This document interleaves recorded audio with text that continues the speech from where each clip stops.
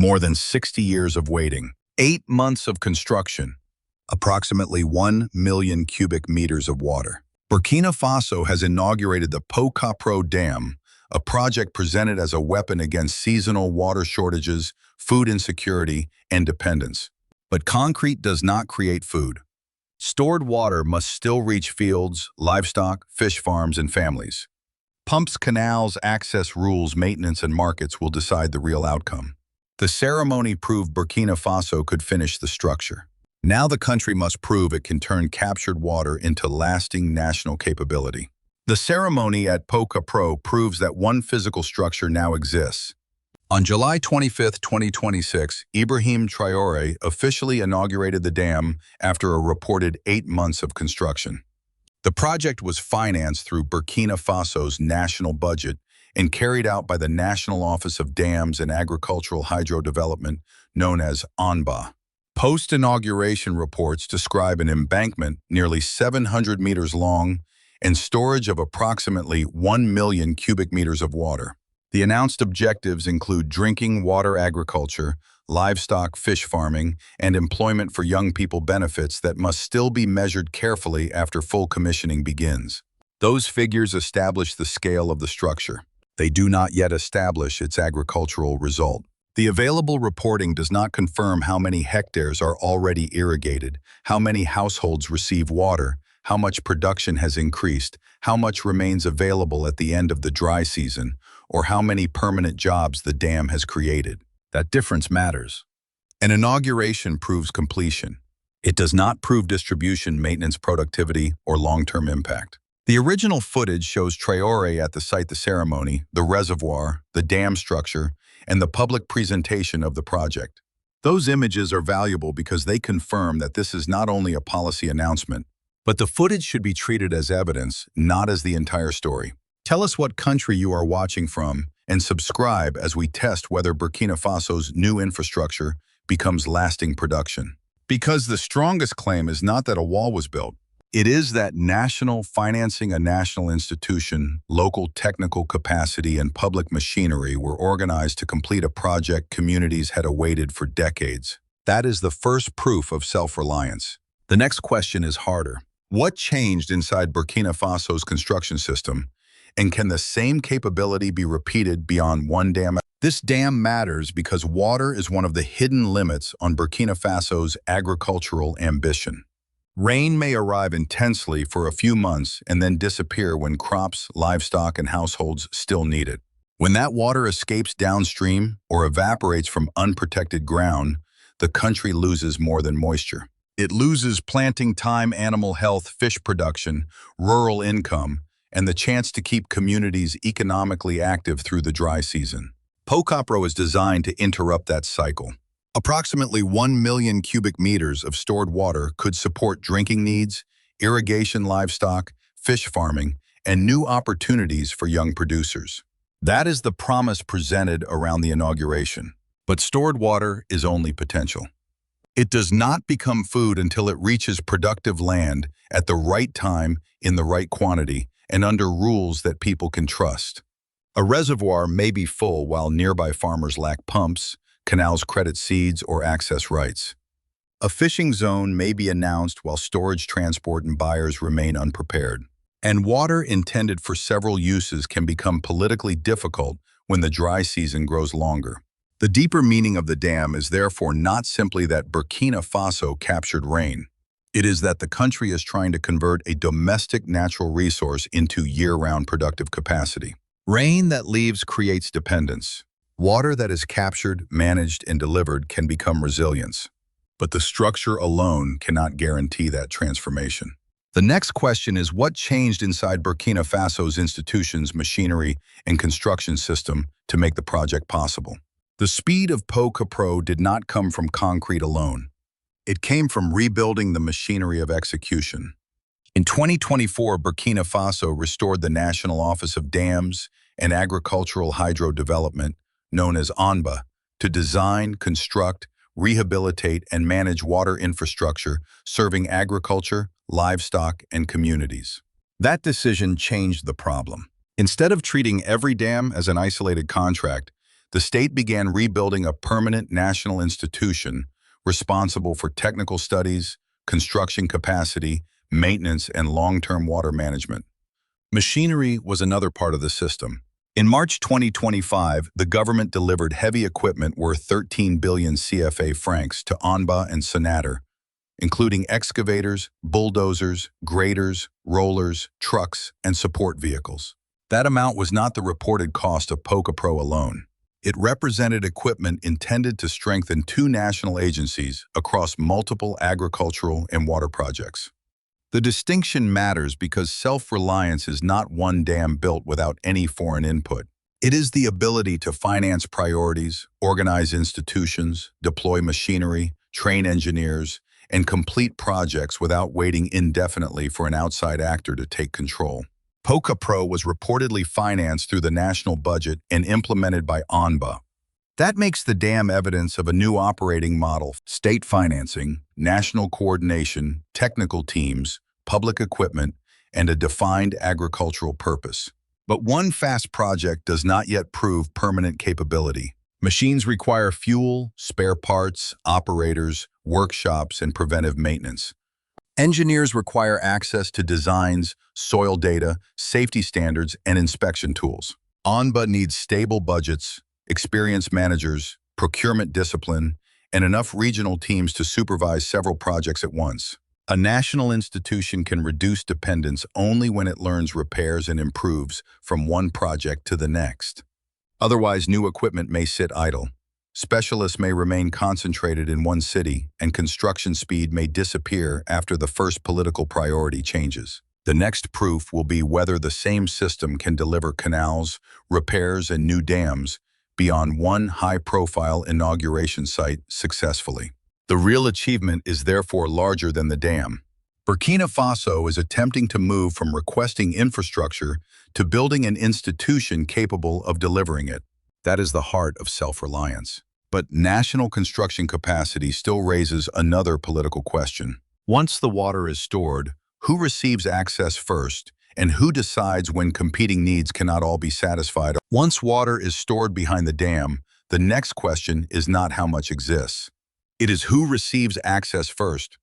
Pô-Kapro has been presented as a resource for drinking water agriculture, livestock, fish farming, and youth employment. Those goals can support one another when rainfall is sufficient and the reservoir is full. During a long dry season, they can also compete. Households need safe water for daily life. Farmers need predictable access during critical planting and growth periods. Livestock owners need watering points that do not damage crops or contaminate household supplies. Fish producers need stable water levels and rules that protect breeding zones. Young farmers may need pump plots credit and clear permission to use the reservoir. That creates a governance test. Should drinking water always receive first priority? How much can agriculture withdraw before the reservoir reaches a protected minimum level? Who decides which farmers receive access to the most productive land? Will small producers compete fairly with groups that own stronger pumps, larger fields, or more political influence? There is no evidence that unfair allocation already defines Pô-Kapro. But transparent rules must exist before scarcity creates conflict. A strong system would publish water priorities, withdrawal limits, seasonal schedules, user fees, protected zones, and procedures for resolving disputes. Community representatives, farmers, livestock owners, fishing groups, local authorities, and technical managers should understand the same rules. Monitoring matters as much as policy. Officials need reliable measurements of reservoir levels, rainfall withdrawals, water quality, and expected demand. Without that information, decisions may be made too late, after fields have been planted or water levels have fallen dangerously low. Access must also be practical. A farmer may receive legal permission, but still gain nothing without a pump canal, affordable energy, or a nearby intake point. Fairness is not only equal rules on paper. It is whether households and small producers can actually reach and use the resource. The dam can reduce dependence only if water becomes a shared productive asset rather than a benefit captured by the best-equipped users. And even fair access will not create agriculture if the physical system cannot move water from the reservoir to the land. A reservoir becomes useful only when water can move from storage to production. At Pô-Kapro, that journey may require intake structures, pumps, gravity channels, canals, distribution points, drainage, and clear operating schedules. Every stage can reduce the amount of water that finally reaches a field. Leaks can waste supply. Open channels can lose water through seepage and evaporation. Pumps can stop when fuel electricity parts or trained operators are unavailable. A blocked intake can leave the reservoir full while nearby land remains dry. That is why approximately 1 million cubic meters of stored water cannot be translated directly into a guaranteed number of irrigated hectares. The result depends on crop choice, planting season, soil conditions, rainfall, conveyance losses, household demand, livestock use, fish production, and the minimum level required to protect the reservoir. Water that supports vegetables for one season may be insufficient for a larger area planted with thirstier crops. The same volume may serve more farmers when irrigation is scheduled carefully and less when withdrawals are uncontrolled. Land preparation also matters. Farmers need suitable plots, seeds, tools, credit, and knowledge of when water will be available. A canal reaching the edge of a village does not guarantee that each producer can afford the final connection. And a pump installed without a maintenance plan may create one productive season, followed by years of interruption.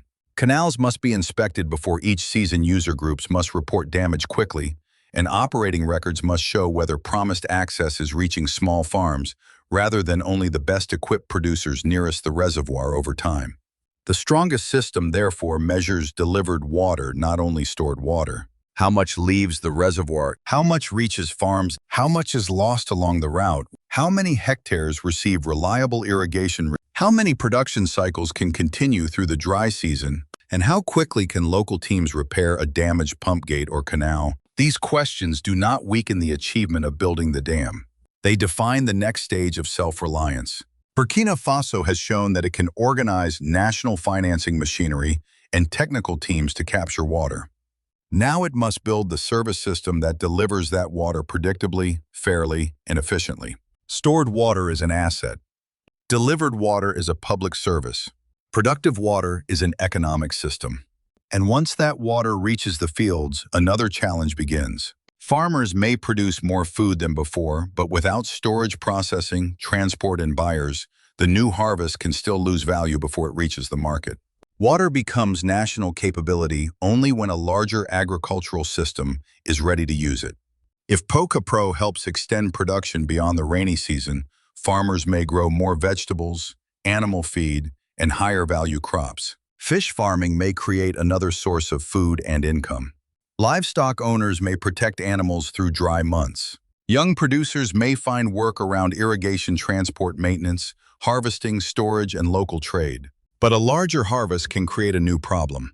Food can be produced successfully and still lose value after leaving the field. Vegetables can spoil before reaching buyers. Fish can deteriorate without ice refrigeration or reliable transport. Grain can be damaged by moisture, insects, or weak storage. Farmers can face falling prices when many producers harvest at the same time, and no processor is ready to absorb the surplus. That is why the dam must connect to a complete value chain. Water must lead to seeds, training, production plans, storage, processing, roads, buyers, and transparent market information. A farmer deciding what to plant needs to know more than whether water is available. They need to know what local consumers, schools, hospitals, traders, processors, and neighboring markets will purchase. They also need bargaining power. If farmers depend on one buyer, increased production may strengthen the buyer more than the producer.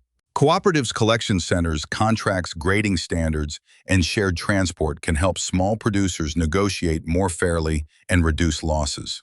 Local processing is especially important. Tomatoes can become paste. Maize can become flour.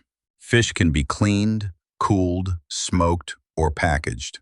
Animal feed can support livestock production. Each additional step keeps more value near the communities using the water.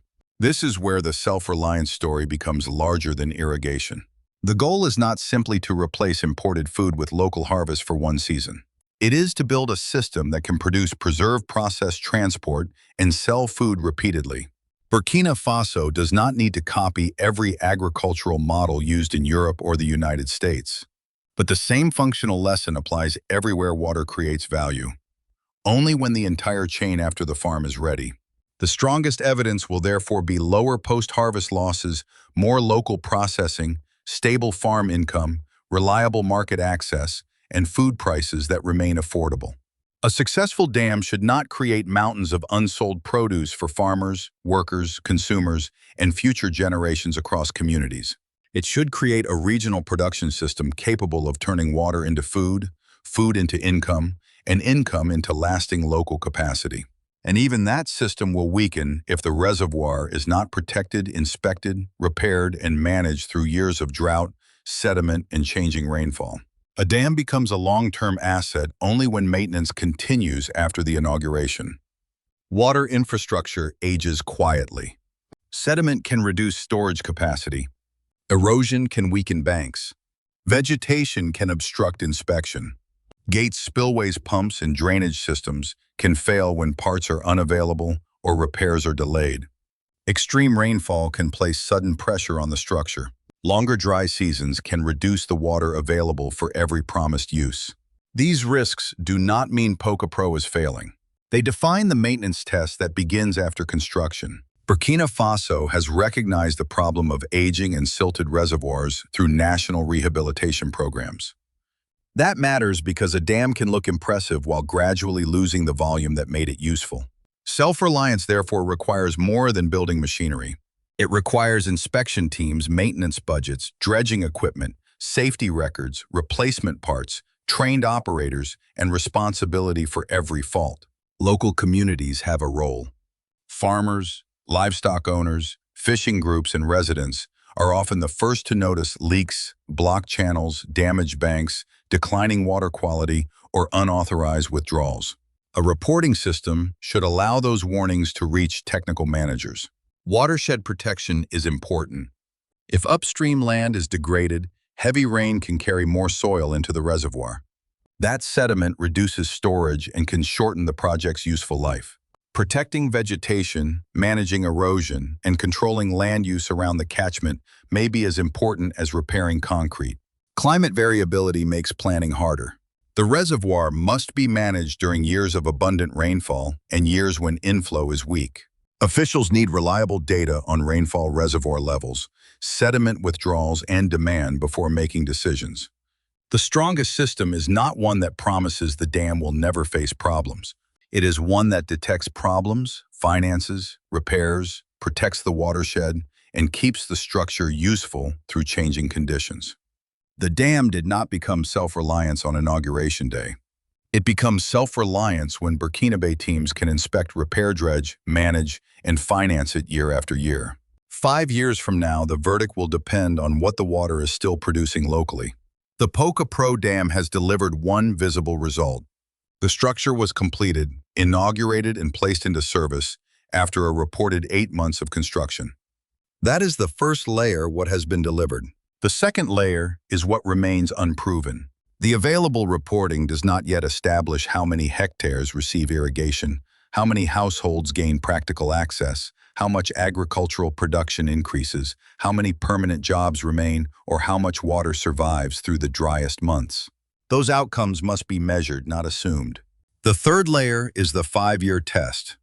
Is the reservoir still holding useful capacity? Are canals, pumps, gates, and drainage systems operating on? Can local teams repair faults without long delays? Are small farmers receiving water alongside larger users? Has dry season production increased? Are fish, vegetables, livestock products, and other harvests reaching storage processors and buyers? And has ONBAH used the experience to improve other dams and irrigation projects? The strongest evidence will not be another ceremony.